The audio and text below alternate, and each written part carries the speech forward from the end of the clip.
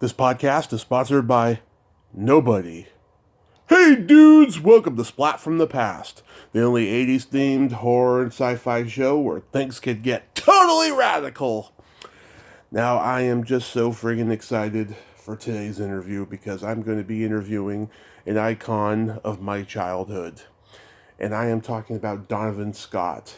You all know him as Barbara in Police Academy, Bootsy in Savannah Smiles, um, Castor Oil in Popeye. He's just done so many great movies. I hope I'm going to be able to squeeze all these movies in an hour because he's done so many great ones. 1941, Psycho 3, Zorro the Gay Blade, Sheena. Oh, God, he's done so many great movies. Back to the Future 3, he plays the marshal at the end.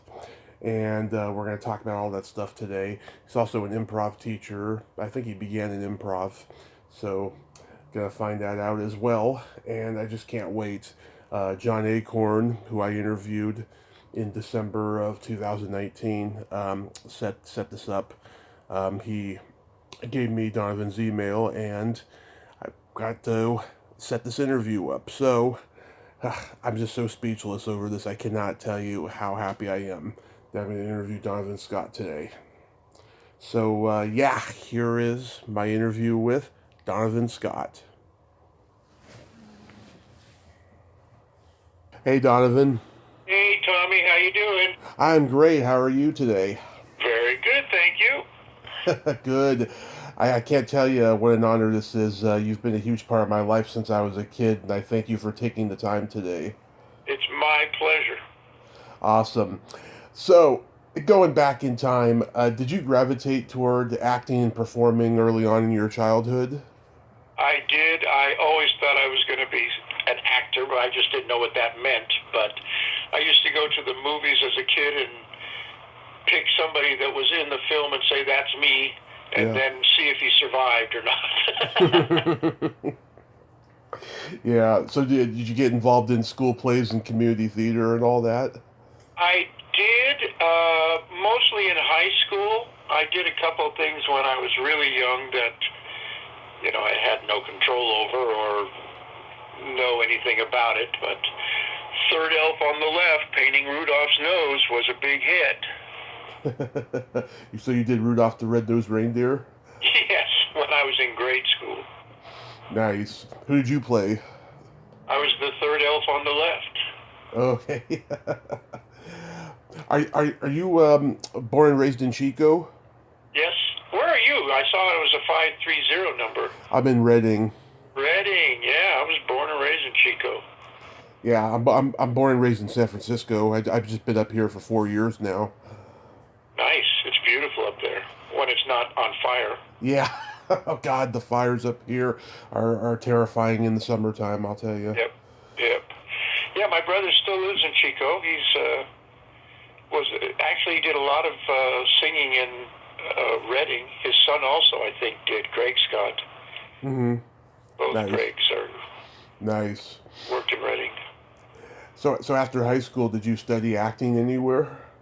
I went to, in high school I majored in art because you couldn't major in drama, but I did take 3 years of drama anyway in high school. Then when I got out of high school, I knew I wanted to be an entertainer, and nobody else thought that was a good idea. I mean, except I made people laugh a lot. Yeah. But nobody was very supportive. It seemed like a very strange thing. So I joined the Navy because I was going to get drafted into the Army, and I certainly didn't want to do that. Yeah. How was the Navy experience? Yes. So I had, my biggest role ever was in the Navy for 4 years. I was in Vietnam for 13 months for one tour, and then I did another tour for 16 months. That one was on ship. And saw a little bit of the world, got out of Chico and saw a little bit of the world, and felt comfortable about possibly getting out there on my own. I returned home after the Navy and went to junior college, for a while, and then my drama teacher said they're holding auditions at the American Conservatory Theater in San Francisco, and that she thought I should audition. And so I did, and I got a full scholarship for the summer. And then I got a partial scholarship. I got a full scholarship for the first year. They accepted me for the first year. And then I got a partial scholarship for the second year. And so I was there for almost 3 years. Nice. Did any of your classmates go on to become successful in acting? A lot of them did act and acted a lot and still are acting. I would say, God, I can't think of her last name now. Amy, she married Steven Spielberg. Oh, Amy Irving. Amy Irving, yeah. She used to stay at my apartment all the time. She had a boyfriend over there. Mm-hmm. And she did quite well. Yeah. Did you know Loris Foraker? Yes. I'm Yeah. on Facebook with her. We talk all the time. I almost did. She was doing Godspell when I was at ACT, and they hired me to replace somebody, and then they ended up closing the show before I got in. But yeah, she's great. I love Lois.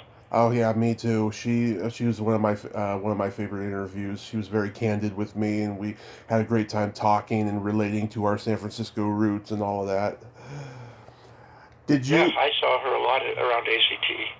Yeah. So did you do improv during that time? You know, I did Commedia, which has some improv in it, but I never. I don't believe they offered an improv class at that time. Mm-hmm. But Carlo Mazzoli Clemente, who John Acorn, I'm sure, mentioned a million times, Yeah. came to ACT for, I think, about 3 or 4 months, maybe even longer, I'm not sure. And I fell in love with Commedia because it was physical comedy. And I was, that's my forte. That's how I got into ACT. And so he became my hero, and I had to work with him whenever I could. And I auditioned for their summer stock, and I got in that. And I eventually ended up teaching there with John. Mm-hmm. And directing a couple of plays there up in Kuala Walu. Mm-hmm. What year did you move to LA? LA, I moved here after ACT. And working with Carlo, I actually started working with the Commedia troupe in Maryland. And I worked with them, ended up directing and becoming artistic director of the company for 3 years. And then I moved back to San Francisco, and then I moved to LA. And in LA, it was 77 when we moved to LA. 77. You did one of my favorite episodes of Laverne and Shirley. Fat Farm. Yeah, the Fat Farm. That was a great time. They were fabulous. Even Robin Williams came to watch, and he came up and congratulated me afterwards. He loved it. Oh, yeah. And we didn't know that we were going to be working together on Popeye, which was so funny. Yeah. I remember you fight with them over a banana. Yes. Falling on the bed. Yeah. That was fun.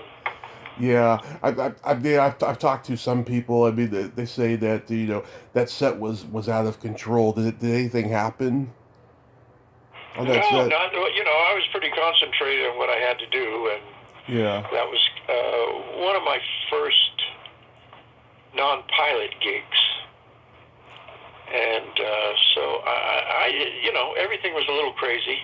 I when I went to watch after Popeye, I used to go watch Robin shoot his show, Mork and Mindy, right, when Jonathan Winters was on it, because that was a big hero of mine. Mm-hmm. And there was a lot of craziness there. It took them hours to get that show shot.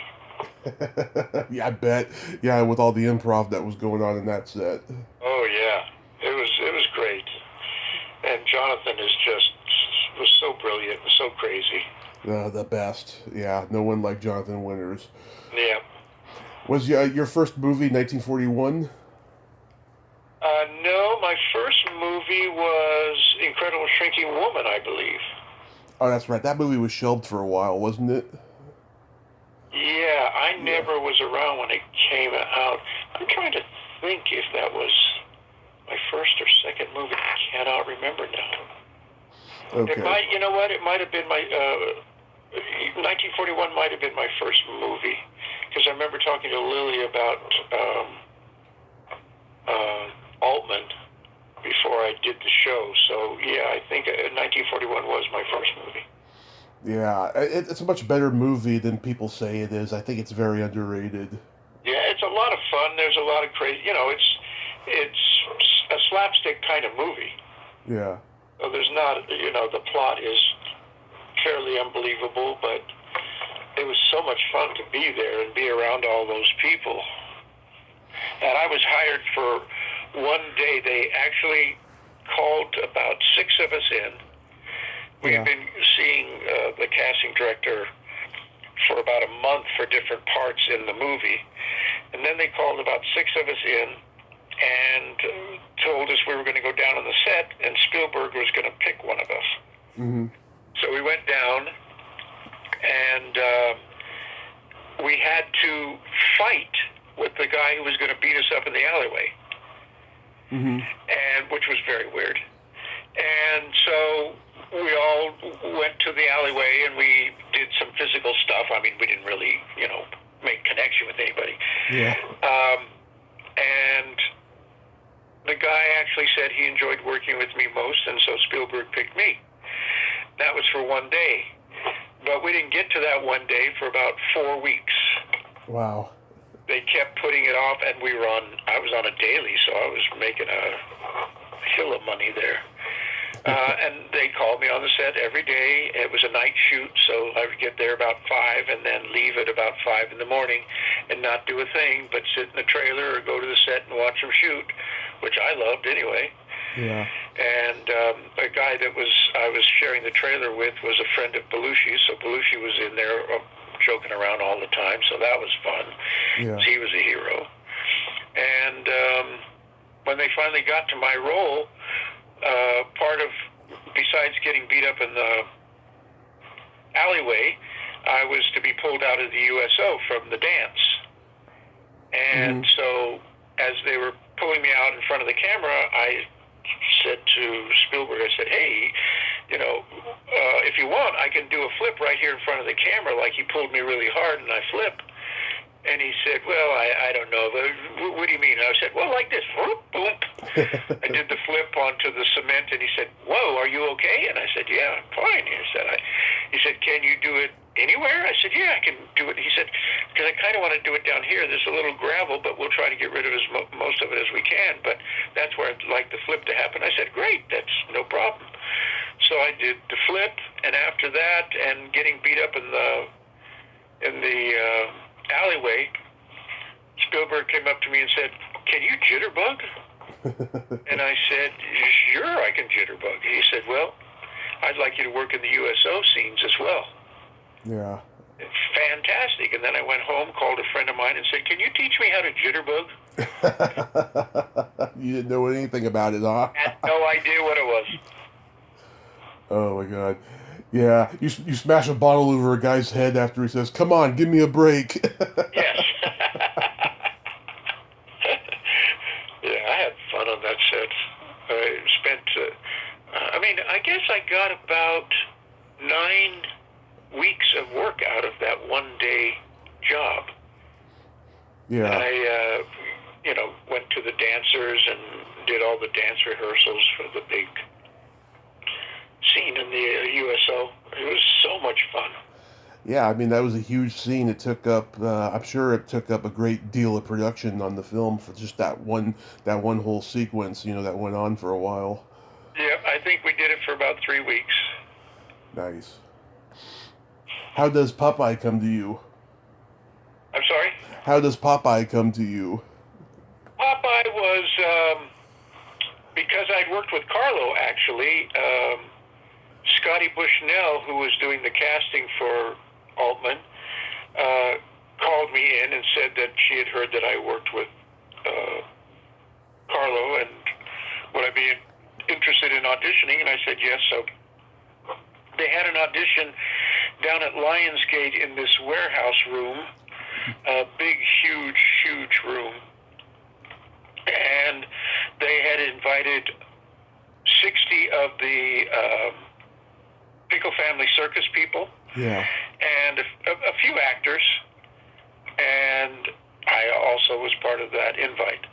And what it was everybody sitting on the floor, including Altman and Scotty Bushnell, and I think, I can't remember if Shelley was there, Robin was not there at the time.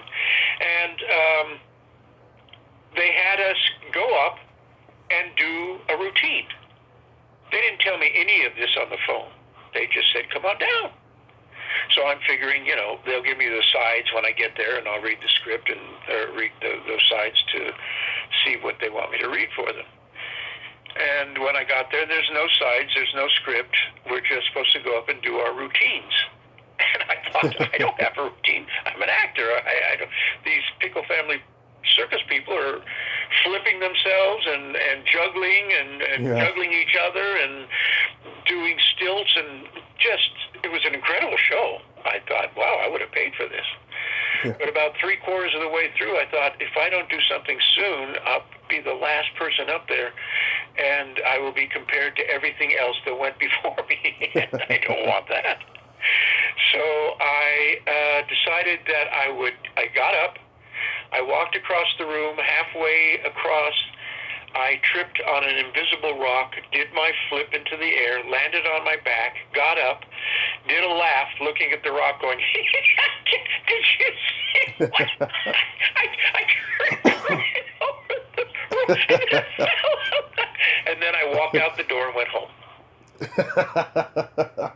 They're like, you're hired, right? When I got home, there was a phone call saying I was hired, and not only I was up for townspeople, and they asked me if I would like to play a major role in the film and play Olive Oil's brother, Castor Oil. Wow, that's insane. That's cool though that you got to do that. It was great. Yeah, I think the movie stays true to the cartoon, but Altman, puts his McCabe and Mrs. Miller spin on it, with the ensemble cast.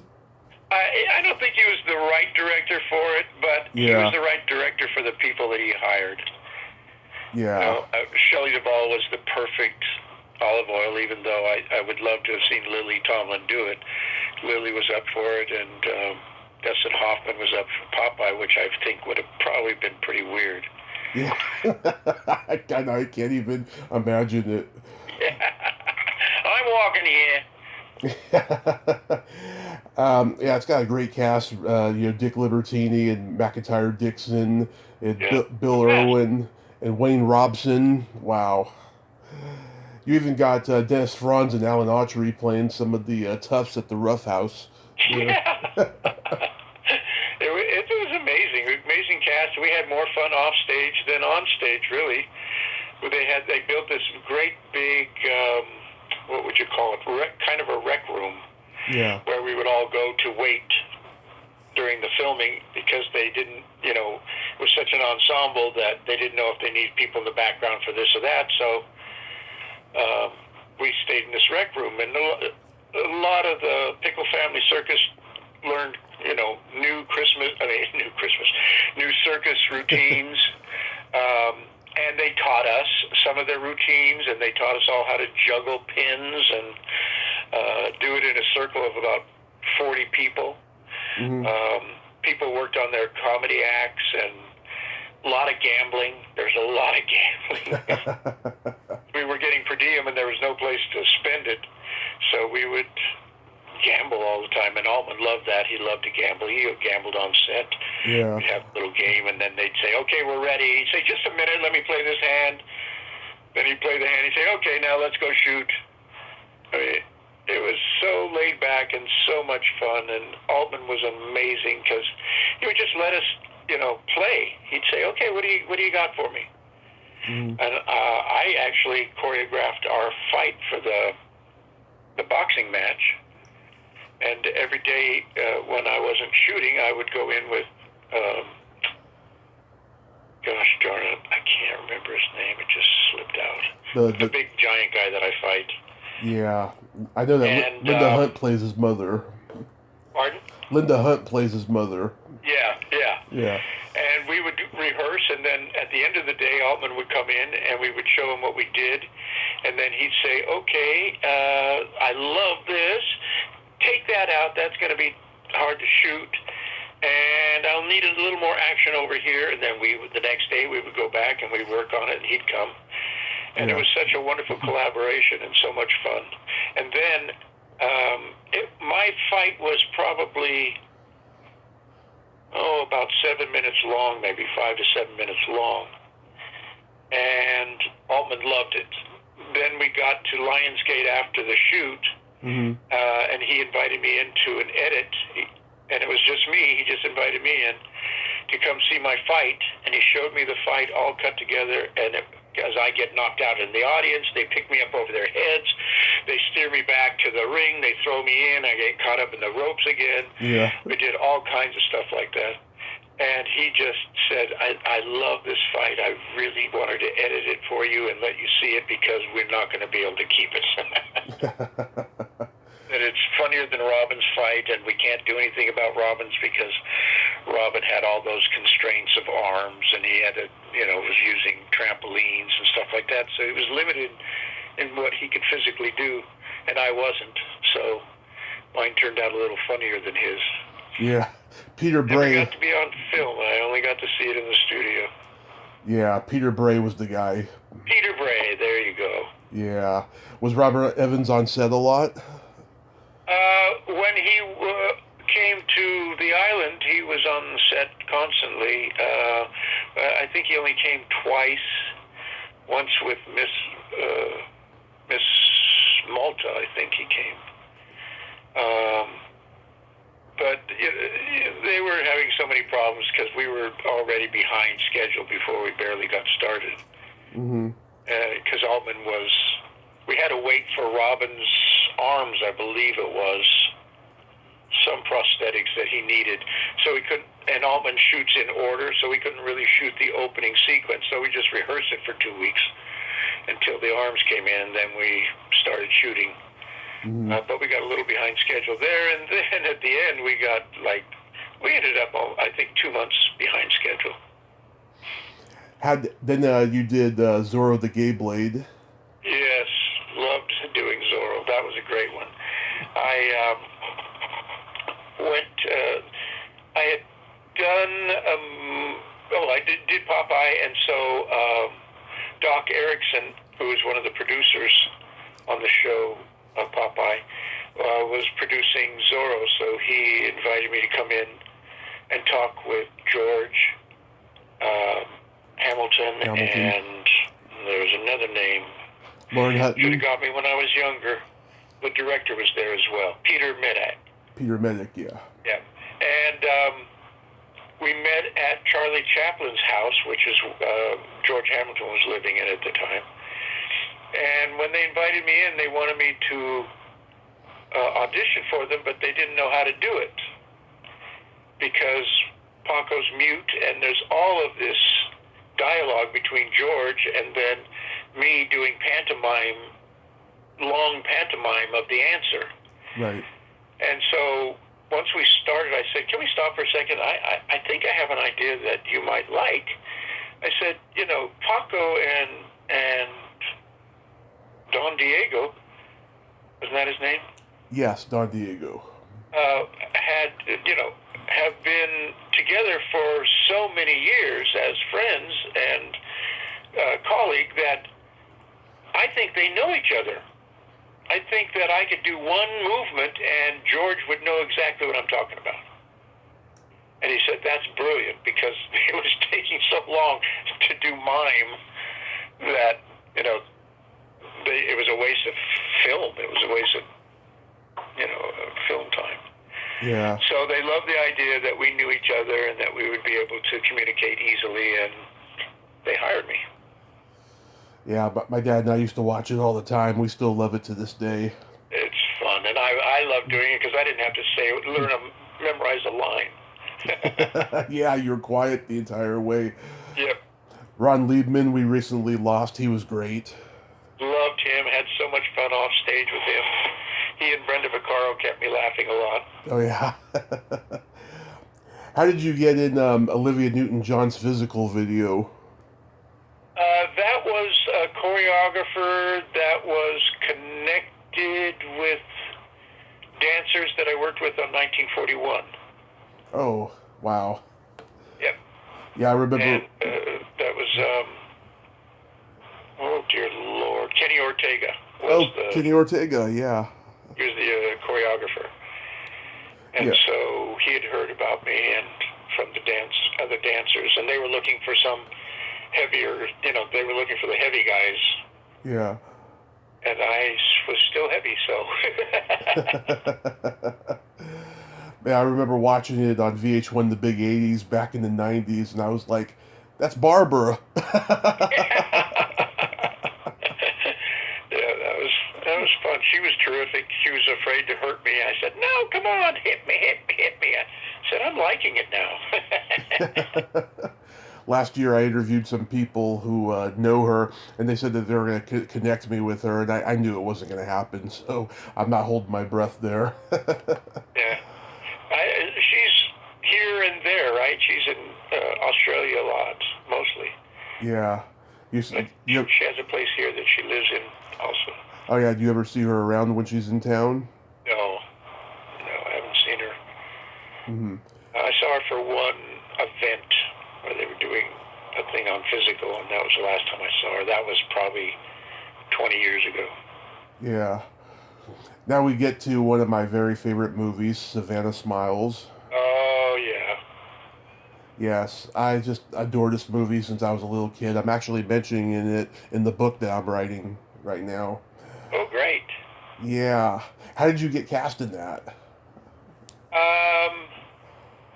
I actually was called in, was it because of Zorro? I can't remember. There was a connection there, and I don't remember what that connection was. But I went in for the audition, and my audition was with Bridget Anderson. Mm-hmm. And we just kind of did a little improv talking. She kind of told me the story of Brer Rabbit again. Mm-hmm. And then we riffed on that and just did some improv, and I made her laugh most of the time, so they loved that, and they hired me. Did you not know Mark Miller before that? No, I did not. I knew his work Mm-hmm. From Please Don't Eat the Daisies. I remembered him from that, but no, I didn't know anybody on the show. Because I know that you guys were acting, but your chemistry with him was so flawless. It looked like you two guys knew each other before, Yeah. Well, I'm an ensemble actor. I play most of my acting off of my partners, so I think he liked that as well. And we buddied around for a while. I'd go over to his house and we'd talk about the script, and we shopped for the costume. It wasn't a made costume. We just went shopping for it and picked out stuff together of what we thought the character would be, and which gave me a better idea of what he was looking for. I think he was looking for a little more gruff guy than who I was. Yeah. But he liked the kind of the childlike quality of me, and I think that made a better connection with Savannah, so I think that's why he went with me. I think so too. Yeah, I think that since he was playing the gruff guy, you do need like a childlike counterpart. Yeah, I think so. It certainly worked in the movie. Yeah, you guys shot that up in Utah. Yep. That's beautiful. Provo, and we actually did some shooting in Salt Lake. Yeah, those beautiful locations there. Very beautiful. Do you remember how long it took to film? I think it was 2 months. We stayed there the whole time. Um, we all stayed in kind of the same complex, so I had a lot of fun with Michael Parks. Mm-hmm.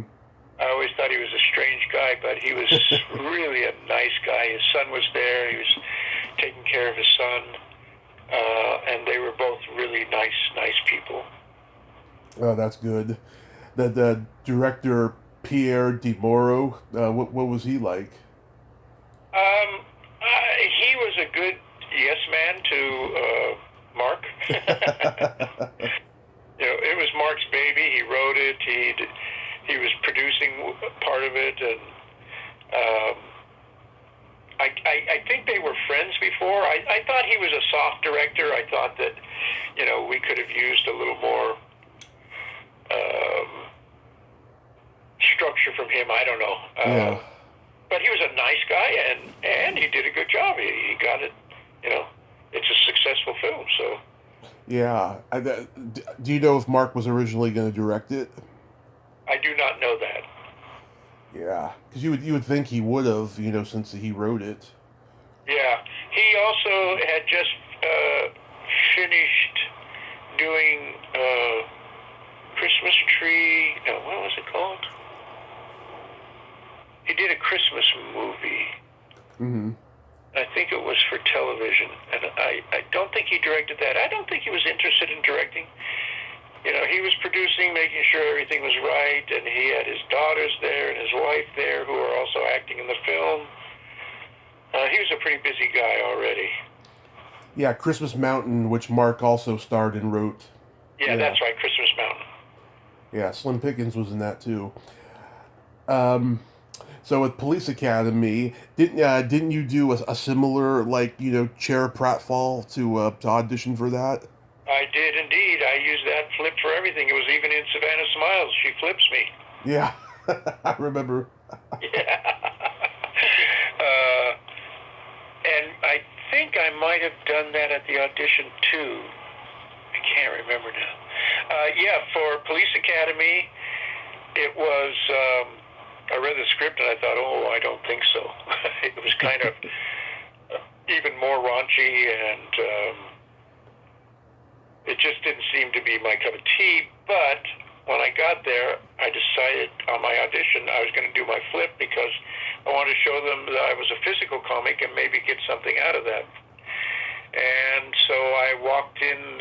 They said, come on in. The casting person actually opened the door for me. I walked in, took about 4 steps, tripped over that famous invisible rock, landed on my back, started to laugh at it, and then said, so what's this Police Academy thing? Hugh said, well, I think you got the role. I said, well, what is this Police Academy thing? Yeah. And then we talked about it, and I mentioned how much I like physical comedy and would love to be able to continue to do that in the film, because I thought it would be good, to see a heavy, chubby guy doing all this physical stuff of fallings and getting flipped and rolling around and all that stuff. And he loved it, and so they rewrote some of it just to do some of that. Yeah, so did they end up cutting back on the raunch that was originally in the script? Yeah, they didn't make it, they didn't point it out. It was still, a lot of it was still there. But it wasn't the emphasis of the scene. It wasn't, you weren't having raunchy laughter. It was just part of the character, but it wasn't nasty. Mm-hmm. Yeah, I love how you go from being bullied to kicking ass on those guys near the end. Yes, that's a funny story too, because oh boy, I'm not going to remember these names. I should have written them down. The stunt coordinator for that was the stunt coordinator for Zorro the Gay Blade. Was it Dar Robinson? No, this was, or maybe he wasn't the coordinator. British guy. Darn it. Can't remember his name. Anyway, I think Robinson was actually teaching me the fight. And we worked on it only the day of the shooting. And it was going to be, the shoot was going to be towards the end. So we, in the morning, went nearby, which was a neighborhood, and just started working on the fight. Right. And pretty soon, I'd say about an hour into it, real police showed up and said that somebody had called and that somebody was getting beat up out in front of their yard. That's great. So we thought, okay, this fight's working. Yeah.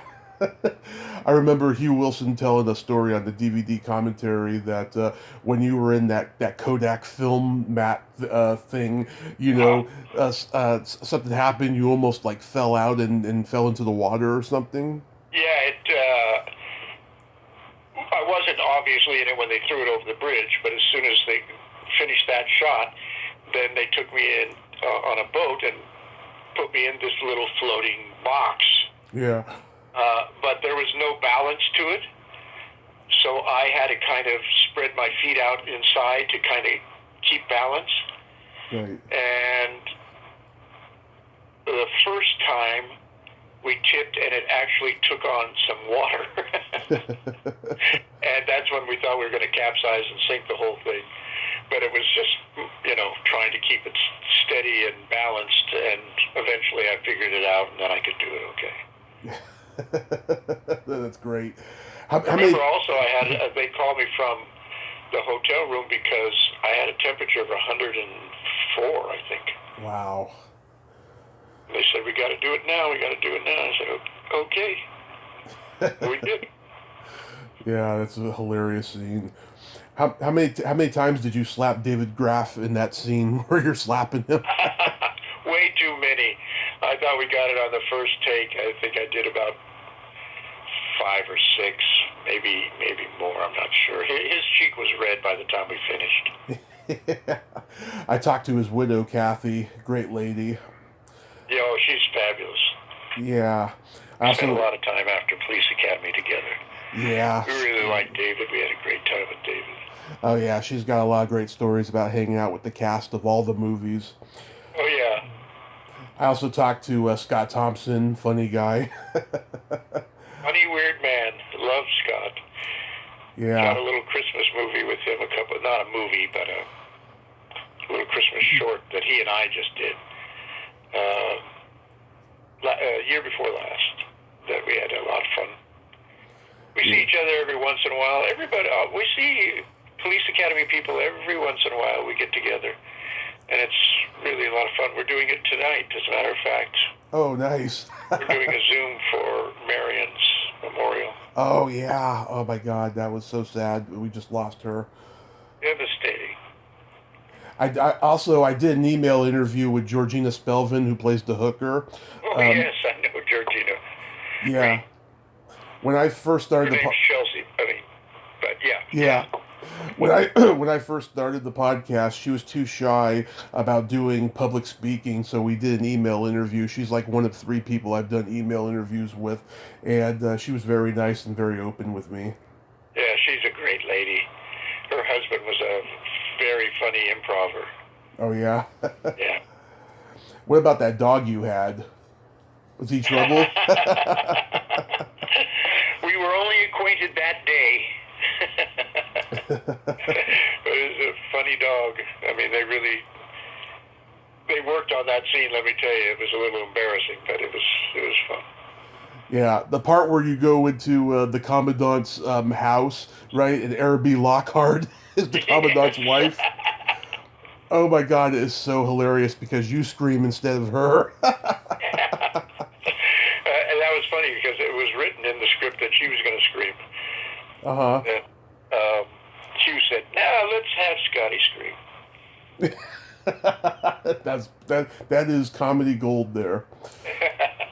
A lot of gold to that one. A lot of gold in that film. Yeah. Did they ever ask you to do the sequels? The first one I was doing Sheena. Yeah. So I wasn't available. And then after that, no, I never got asked again. Oh, that's too bad. I would have loved to see Barbara in the sequels. Yeah. I was a little disappointed, but Sheena I much rather would have done Sheena. Yeah.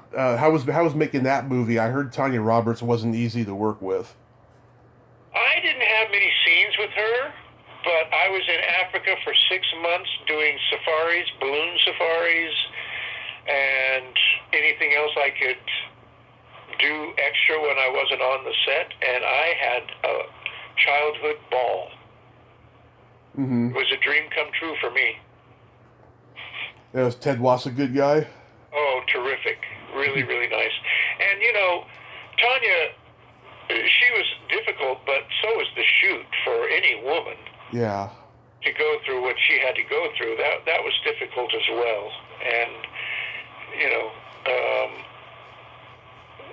she just did her best and was in hard situations and wasn't the best at evaluating how to make them better. Yeah. She was there with her husband, who I thought was not much help as well. Mm-hmm.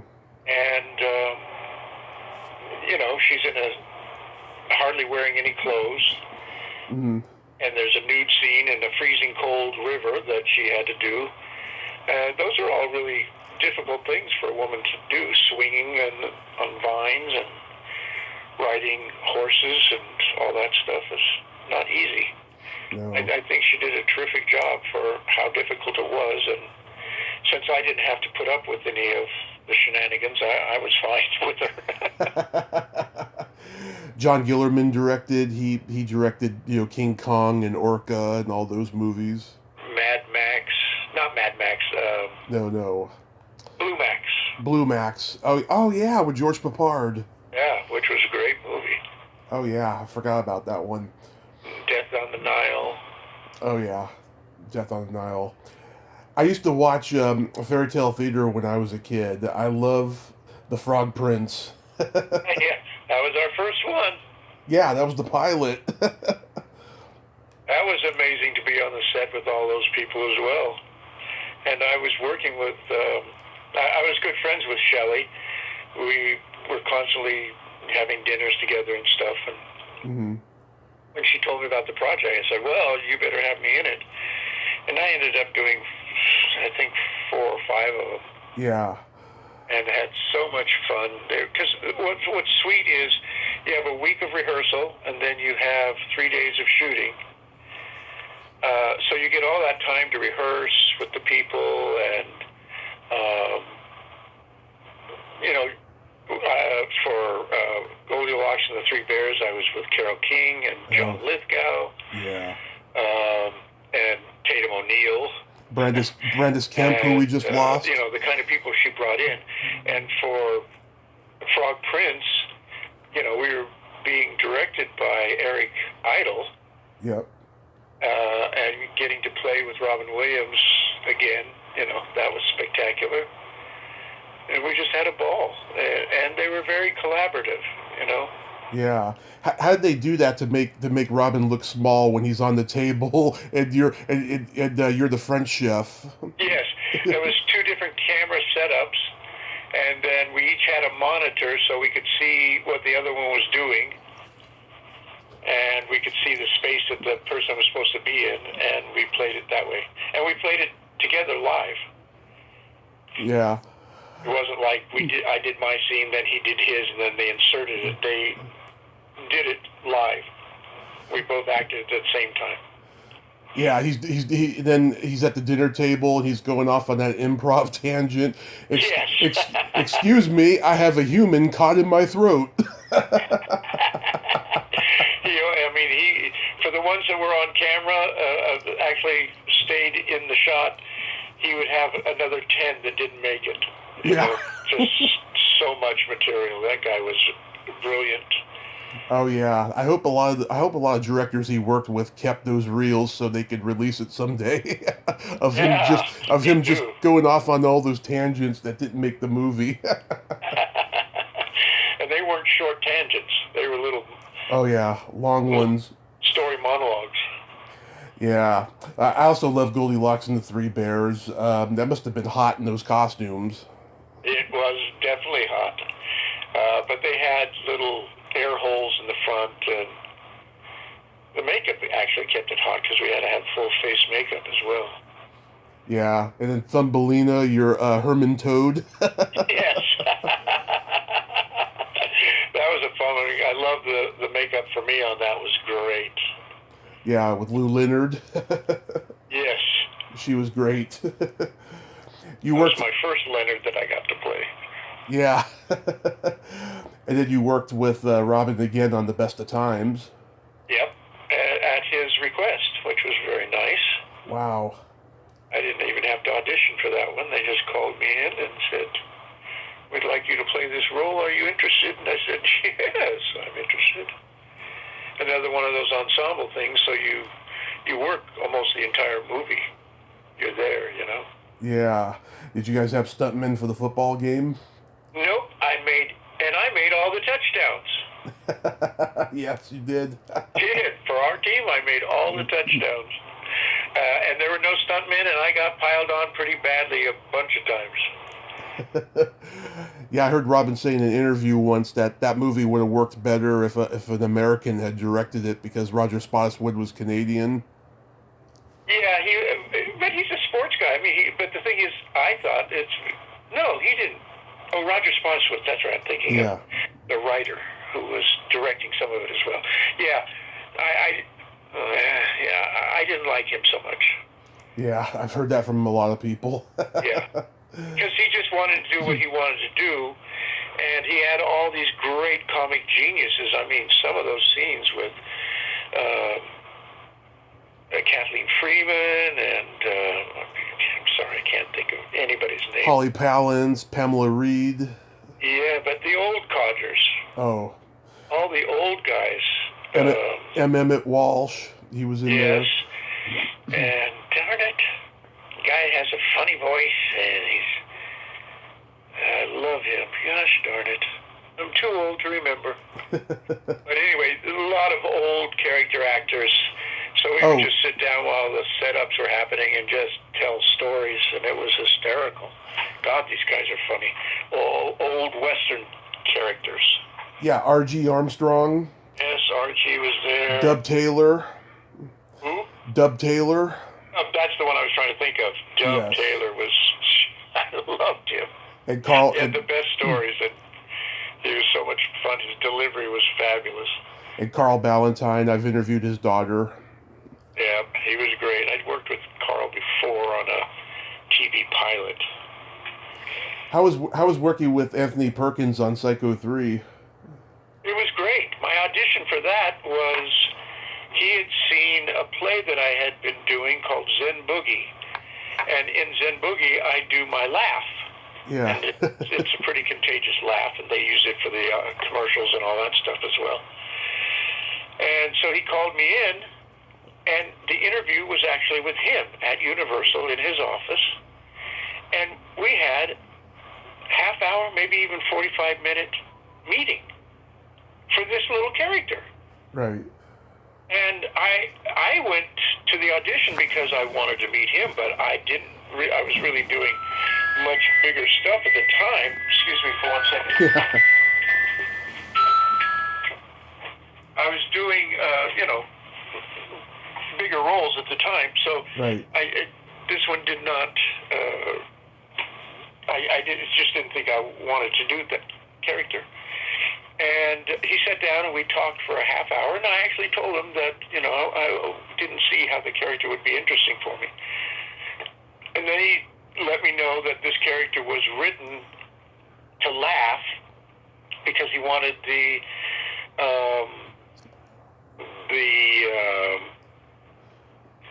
scene to be counter to what was happening when the girl was going to get stabbed in the bathroom. Mm-hmm. And so he wanted this laughter going on, and he wanted it in the back and all that stuff. So after I talked to him, I thought, well, he's really interested in me, and it'll be a day or two. Oh, I'll take it. And so I took it, and I had a great time. He was a gentleman. He was funny. He was serious. He knew what he wanted. Right. And, he's in the scene, plus he's directing it. And that's not an easy task. And it was a great experience, and it was so much fun to be on the set, walking around, the motel, Bates Motel, and at one point, Roberta Maxwell, who played my mother in Popeye, was detective in this one. Yep. Psycho 3. And so we had a nice little reunion, and we went up to talk, and we wandered around, and we went into the Psycho house just to see what it was like. And it was just this big shell. There's nothing inside. In fact, there wasn't even a floor. There was dirt and grass and stuff growing up. And we were talking, and all of a sudden the door swings open, slams open. Yeah. And there was Anthony Perkins standing in kind of a white light from the background outdoor.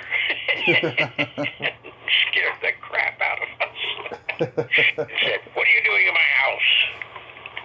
And we laughed nervously, and then we went back to the shoot. But it was hysterical. Oh, that's amazing. How was working with Lucy on her show? Lucy, I loved because she was more human than I thought about. You know, she was more like a grandmother. If you came in with a sniffle, the next day she would have a vat of chicken noodle soup for you. She was just a really fun, generous person who had fun while she was working as well. She took it seriously, but, you know, she was very aware of where the camera would be set up and how to get there. And, you know, she would block some of the stuff herself. Some of the people, Daniels was an original Lucy director. You know, she surrounded herself with a lot of I Love Lucy people, including the original writers. And so all of this was history for me, and I was a fan, you know, forever. Yeah. So it was just an honor to be around her. I was in Hawaii when they called me about the audition, and I had done a pilot called Scared Silly for Aaron Spelling. Oh. And it was kind of an Abbott and Costello, you know, ghost hunters kind of thing. Right. And I loved it. I got to play all the shtick I loved to play and you know, honor my favorite people, which was Laurel and Hardy and Abbott and Costello. So I had a ball in that, but the pilot didn't go. Nobody bought it. And they thought it was a little too scary for a comedy.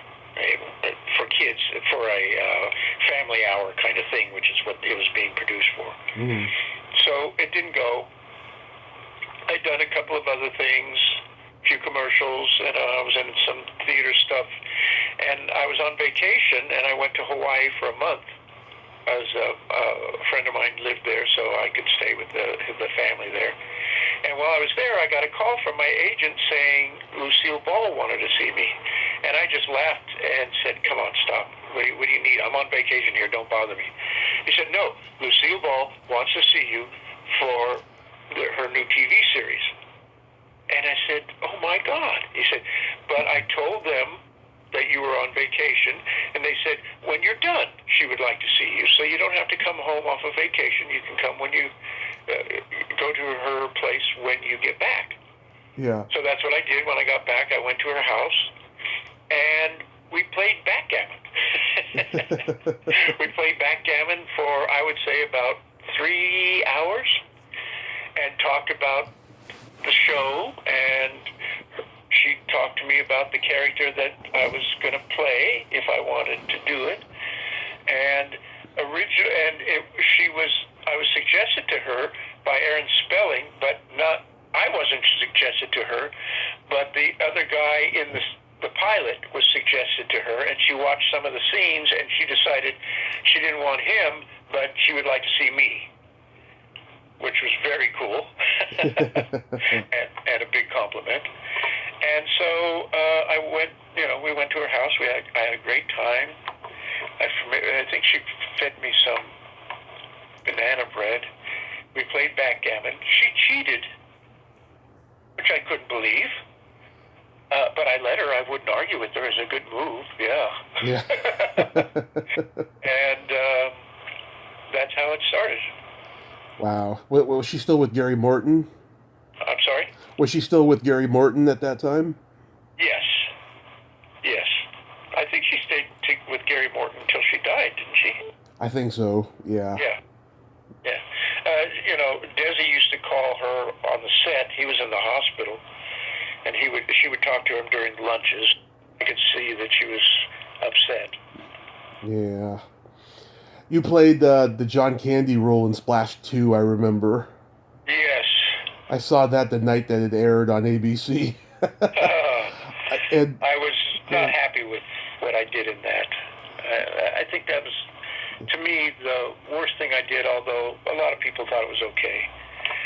But I just felt weird about doing somebody else's role. Yeah. And I knew they wanted certain things, and I loved him in the movie. I loved Splash. Yeah. And I thought that he was fantastic in it. And so the whole time that's what's on my mind, and I'm trying to do him, and then I think, oh, that's not me. And, it was a very confusing performance for me. Yeah, I never liked that wig that Amy Yazbek wears.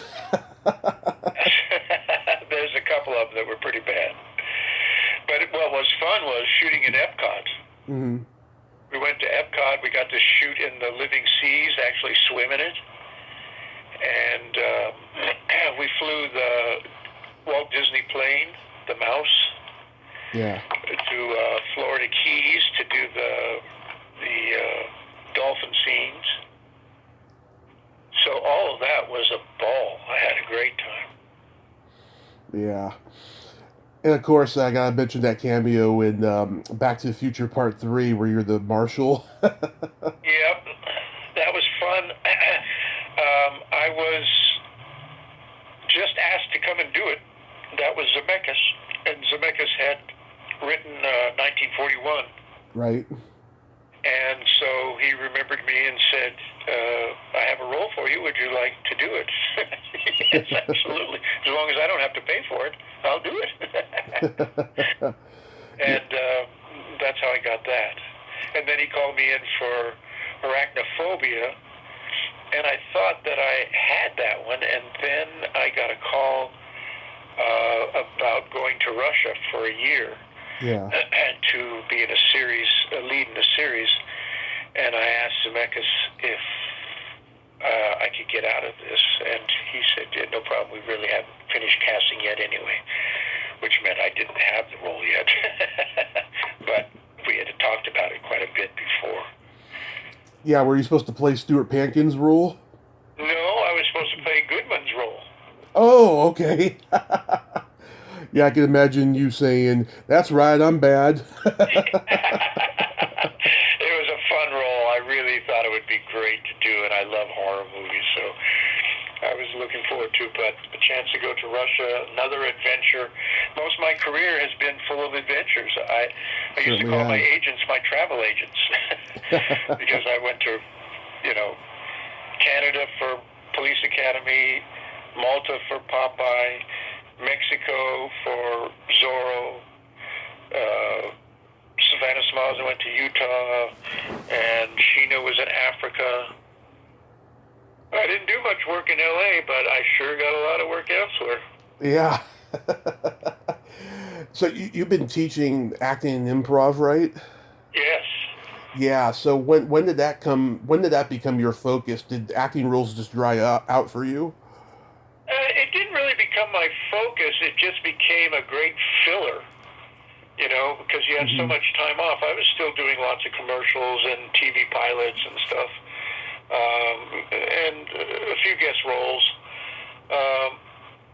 And I was doing a lot of theater. So it was an easy thing to take on because theater I would perform on the weekends, but I could teach in the daytime or in the evening.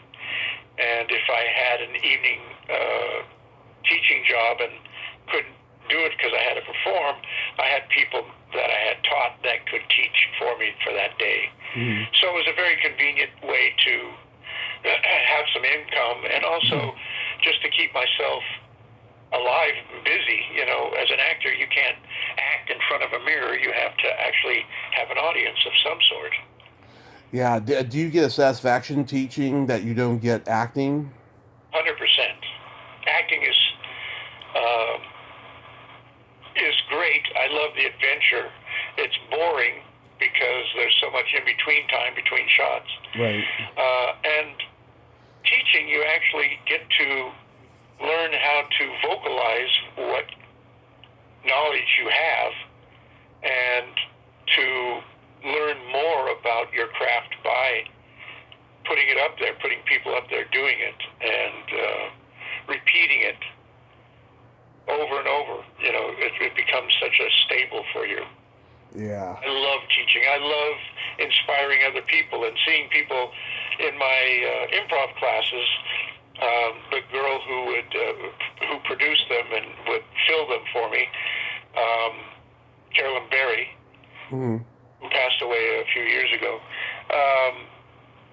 She would get people to take the improv class, saying, that as an actor you have to have it, but most actors didn't know why they were taking the class, only that it had been recommended for them.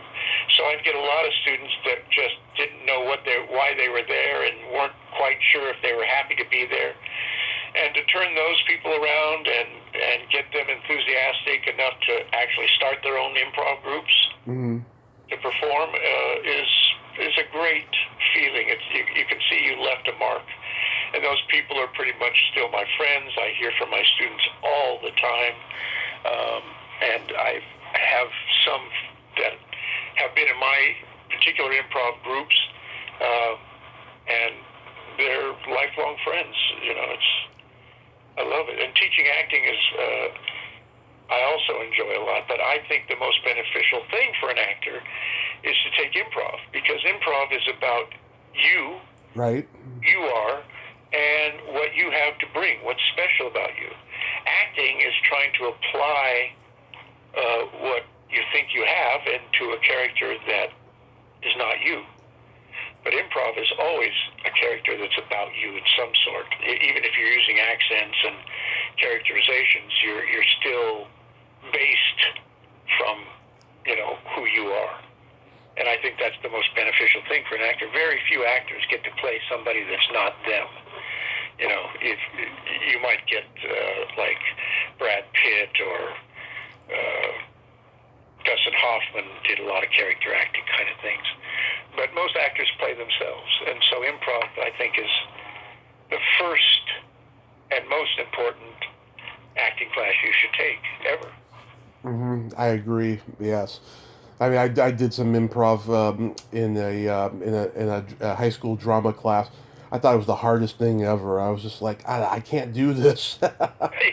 I'm only. It can be hard, but I am Yeah. a great teacher, and I teach you how to make it easy.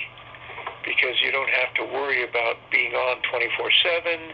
You don't have to worry about coming up with new material. You don't have to worry about being funny all the time. You just have to be worried about being present and responding to your partner. Mm-hmm. And it's once you get that and feel comfortable with it, it becomes a lot easier because you don't always have to do something that's funny. Yeah. Are you doing Zoom classes these days?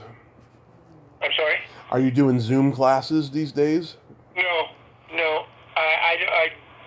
I don't think that it would be beneficial for what I teach, because I'm a very physical actor and teach physical improvisation. I teach it through physicality anyway, activities and all that kind of stuff.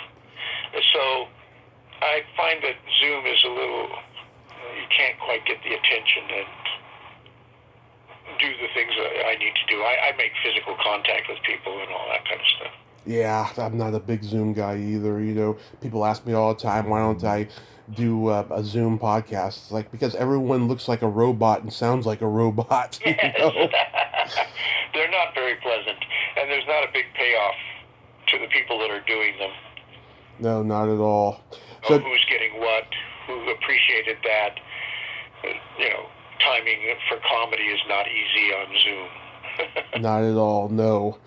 Do you have any upcoming roles or anything you've been offered?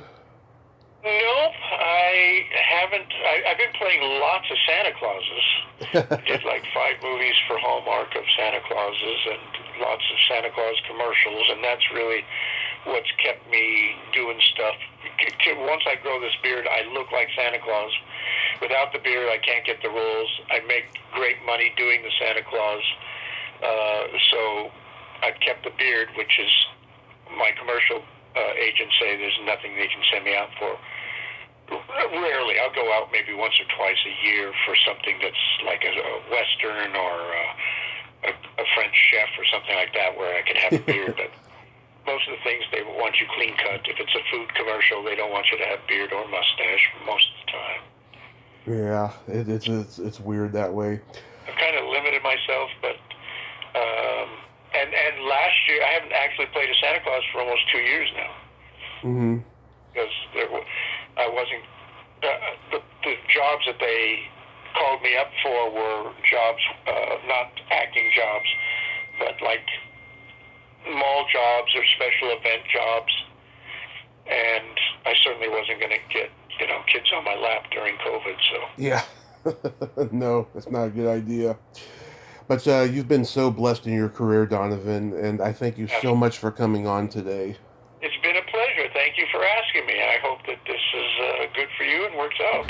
It is. It is. You stay safe and keep on doing what you do, sir. Okay. Thank you so much. I appreciate it. Stay healthy and stay safe. My pleasure. I will, sir. Okay. Take it easy. Take it easy. Bye-bye. Bye. Well, there you have it. Donovan Scott. Ain't he a cool dude? Oh, what a nice man, huh? And great stories. I think that was a pretty good interview, don't you? Well, until next time, this is Tommy Throwback Kovac saying, there's no shame in living in the past, because the present sucks. Later, dudes!